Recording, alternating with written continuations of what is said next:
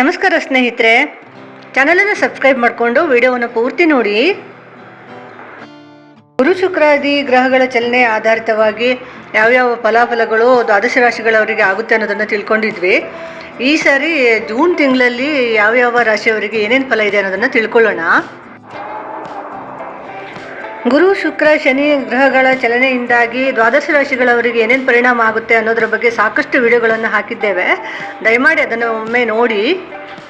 2024ರ June ತಿಂಗಳಲ್ಲಿ ಮೀನರಾಶಿಯವರ ಭವಿಷ್ಯ ಹೇಗಿರುತ್ತೆ, ಅವರಿಗೆ ಏನೇನು ಕೆಡುಕುಗಳಿವೆ, ಏನೇನು ಒಳ್ಳೆಯದಿದೆ ಅನ್ನೋದನ್ನು ಈ ವಿಡಿಯೋದಲ್ಲಿ ತಿಳ್ಕೊಳ್ಳೋಣ. ವಿಡಿಯೋವನ್ನು ಪೂರ್ತಿ ನೋಡಿ.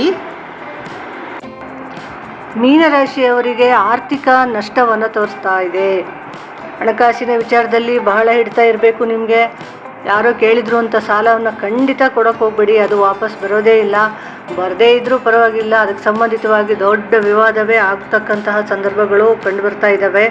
ಆದ್ದರಿಂದ ಬಹಳ ಎಚ್ಚರಿಕೆಯಿಂದ ನೀವು ಹಣಕಾಸಿನ ವ್ಯವಹಾರವನ್ನು ಮಾಡಲೇಬೇಕು ಸ್ನೇಹಿತರೆ. ಇನ್ನು ನಿಮ್ಮ ಆರೋಗ್ಯ ತುಂಬಾ ಚೆನ್ನಾಗಿರುತ್ತೆ, ಏನು ಅದರಲ್ಲಿ ತೊಂದರೆ ಆಗ್ತಕ್ಕಂಥದ್ದು ಏನೂ ಇಲ್ಲ. ಮನೆಯಲ್ಲಿರ್ತಕ್ಕಂಥ ಹಿರಿಯರು ಹಾಗೂ ಗೃಹಿಣಿಯರ ಬಗ್ಗೆ ಸ್ವಲ್ಪ ಎಚ್ಚರಿಕೆಯಿಂದ ಅವರನ್ನು ನೋಡ್ಕೊಳ್ಳಿ. ಆರೋಗ್ಯದಲ್ಲಿ ತೊಂದರೆ ಉಂಟಾಗ್ತಕ್ಕಂಥ ಸಂದರ್ಭಗಳು ಅವರಿಗಿದೆ. ಆದರೆ ಮೀನರಾಶಿಯ ಗಂಡು ಮಕ್ಕಳಿಗೆ ಅಷ್ಟೊಂದು ಆರೋಗ್ಯದ ತೊಂದರೆಗಳು ಇರೋದಿಲ್ಲ, ಉತ್ತಮವಾಗಿರುತ್ತೆ. ಮಾನಸಿಕ ಉತ್ಸಾಹನೂ ಸಹ ಚೆನ್ನಾಗಿರುತ್ತೆ. ಯಾವ ಕಾರ್ಯಗಳನ್ನು ಮಾಡಬೇಕು ಅಂದರೂ ಸಹ ಒಂದು ಉತ್ಸಾಹಿತರಾಗಿ ನೀವು ಕೆಲಸ ಕಾರ್ಯಗಳಲ್ಲಿ ತೊಡ್ಕೊತೀರಾ. ಯಾವ ಕೆಲಸ ಮಾಡಬೇಕಾದ್ರೂ ಸಹ ನಿಮಗೆ ಯಶಸ್ಸು ಸಿಗುತ್ತೆ. ಮತ್ತು ಮೀನರಾಶಿಯ ವಿದ್ಯಾರ್ಥಿಗಳಿಗೆ ಸಾಧಾರಣವಾದಂತಹ ಒಂದು ಪ್ರಗತಿ ಇದೆ.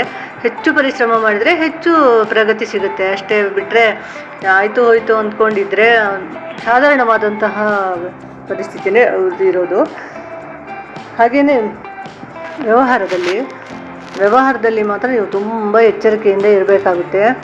ನೀವು ಏನೋ ನಂಬ್ಕೊಂಡು ಏನೋ ಒಂದು ವ್ಯವಹಾರವನ್ನು ಮಾಡಿರ್ತೀರ, ಆದರೆ ಆ ವ್ಯವಹಾರದಲ್ಲಿ ಸ್ವಲ್ಪ ಮೋಸ ಆಗ್ತಕ್ಕಂಥ ವಿಚಾರಗಳು ನಿಮಗೆ ನಡೆಯುತ್ತೆ. ಕಣ್ಣೆದುರಿಗೆ ಇರುತ್ತೆ, ಆದರೆ ನಿಮಗೆ ಅದನ್ನು ಅರ್ಥಕೊಳ್ಳೋದ್ರಲ್ಲಿ ಅದು ಮೋಸ ಆಗಿ ಹೋಗಿರುತ್ತೆ.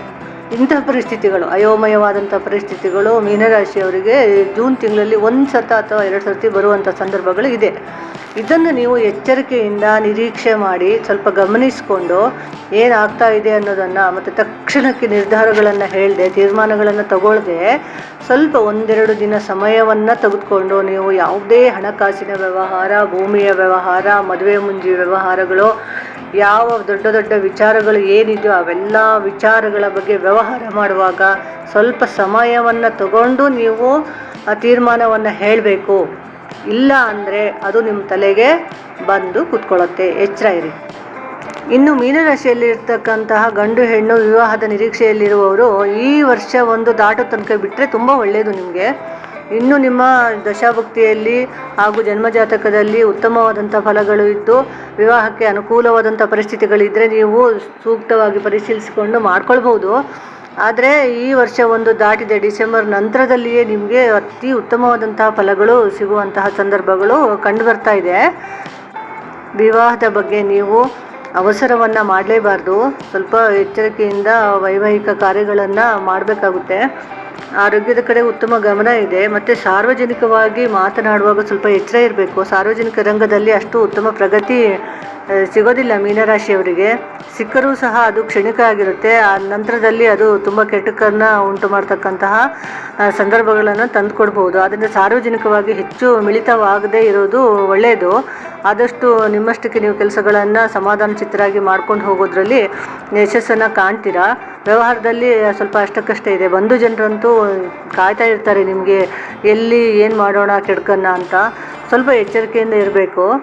ಈ ರೀತಿಯಲ್ಲಿ ನೀವು ಸ್ವಲ್ಪ ಸಮಾಧಾನ ಚಿತ್ತದಿಂದ ಸುತ್ತಮುತ್ತ ಗಮನಿಸಿಕೊಂಡು ಒಳ್ಳೆಯ ದೇವತಾ ಕಾರ್ಯಗಳನ್ನು ಮಾಡಿಕೊಂಡು ಜಪತಪಗಳನ್ನು ಮಾಡಿಕೊಂಡು ಸಮಾಧಾನ ಚಿತ್ತರಾಗಿ ಇರ್ತೀರಿ ಅಂತ ಹೇಳಿದರೆ ಜೂನ್ ತಿಂಗಳು ನಿಮಗೆ ತೊಂದರೆ ಏನೂ ಮಾಡೋದಿಲ್ಲ. ಆದರೆ ಎಚ್ಚರ ಮಾತ್ರ ಖಂಡಿತವಾಗಿಯೂ ಇರಲೇಬೇಕಾಗುತ್ತೆ ಸ್ನೇಹಿತರೆ. ಒಳ್ಳೆಯದಾಗಲಿ ನಿಮಗೆ.